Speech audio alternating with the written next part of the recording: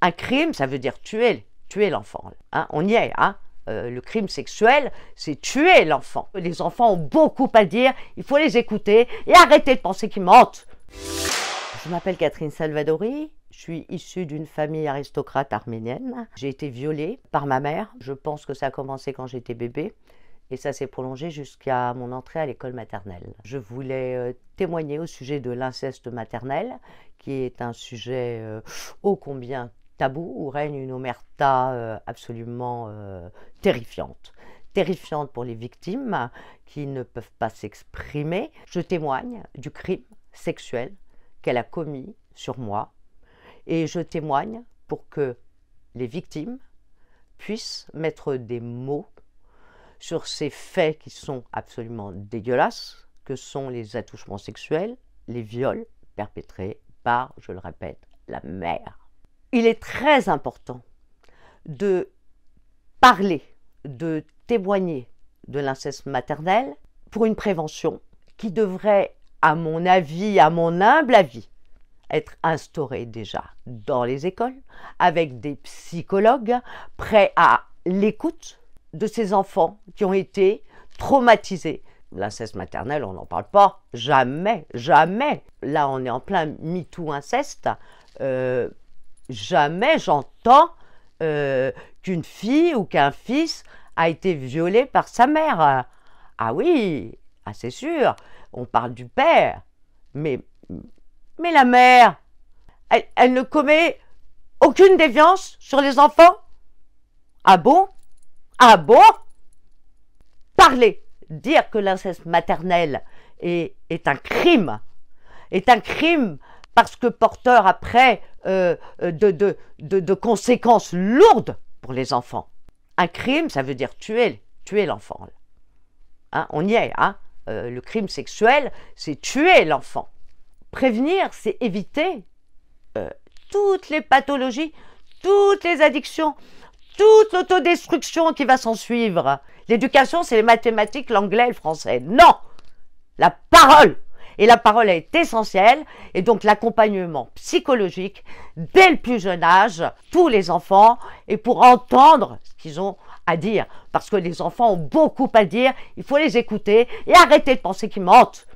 La solution, c'est de mettre des psychologues dans les écoles. Oui, ça coûte cher, mais moins que les conséquences des pathologies, hein, parce que les pathologies, je peux vous les donner, hein, je les ai moi, hein, la fibromyalgie, la neuropathie périphérique, parce que j'ai pris des toxiques, à cause évidemment du fait que je ne pouvais pas supporter mon corps, mon être, puisque j'ai été incestuée puis violée ensuite, parce que quand même, après évidemment, on est une proie, on est vulnérable, donc il y a des viols successifs commis par des hommes, je vais très bien dans ma tête, mais j'ai mal au corps. Donc dire que oui, il faut prévenir par les mots, que les enfants puissent parler, ils vont y arriver, c'est des générations et des générations où on n'a rien dit et on ne dit jamais rien. Là, on est vraiment à une époque où les langues se délient, où on arrive à porter la parole. Mais dites aussi qu'il y a des mères toxiques, dites aussi qu'il y a des mères criminelles. On doit rien à nos parents, déjà. Il faut le savoir, c'est eux qui nous ont désirés, ou pas. Mais on ne doit rien à nos parents. C'est eux qui doivent, leur devoir, c'est nous protéger, de nous aimer, et pas nous violer. Même si on met des psychologues à disposition dans les écoles, il faut aussi que les enfants trouvent la force de parler. On peut toujours faire parler un enfant d'une manière ou d'une autre. Un enfant, il s'exprime. Donc, certes, il y a une emprise qui fait que l'enfant ne réussit peut-être pas à mettre des mots, à parler. Mais s'il y a des psychologues qui sont assez professionnels, je le mets bien entre guillemets, l'enfant doit pouvoir exprimer son désarroi, sa détresse. Tout passe par la parole, par les mots. C'est le premier soin avant les médicaments. Actuellement encore, après 30 ans de psychanalyse avec le même psychanalyste, je revois une psychologue et elle m'a fait prendre conscience que si j'arrivais pas encore à me défaire totalement de mes addictions, c'est parce que je ne me suis pas réalisée en tant que chanteuse, que je n'ai pas accédé à mon désir profond que j'avais depuis la plus tendre enfance. Tendre, le mot est un petit peu compliqué. et que je remplissais un vide. Donc vous les filles, vous les garçons, si vous avez des addictions, cherchez pourquoi.